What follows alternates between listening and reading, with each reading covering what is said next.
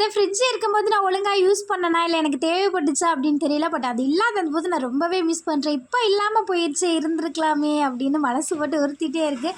2 நாளில் மாற்றி கொடுத்துறேன்னு சொன்னாங்க, 2 வாரம் ஆகி போச்சு.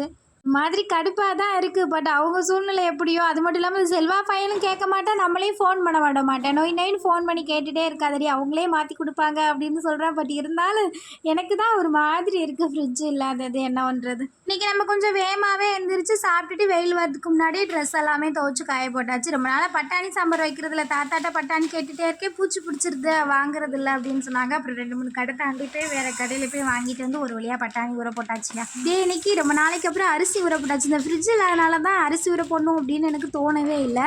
பட் ஒரு வாரமாக ஒரே சோத்தையே திங்கிறதா இருக்கா. பரவாயில்ல, ஃப்ரிட்ஜ் இல்லைன்னா என்ன அப்படின்னு இன்றைக்கி அரிசியும் ஊற போட்டாச்சுங்க. பட் எப்போவும் போடுற அளவில் இல்லாமல் இந்த டைம் கொஞ்சமாக தான் போட்டேன், சின்ன டம்ளரில். ஏன்னா ஒரு நாளைக்கு இருந்தால் போதும். அதனால் இன்றைக்கி நம்ம ஃபேமிலியில் அசார், கனிஷ்கா, கார்த்திகா, தர்ஷினி, கமலா அவங்களுக்கு இனிய பிறந்தநாள் நல்வாழ்த்துக்கள். எல்லாருமே எப்போவுமே ஹாப்பியாக இருங்க. வீடியோ பிடிச்சிருந்தா லைக் பண்ணுங்கள். Bye bye.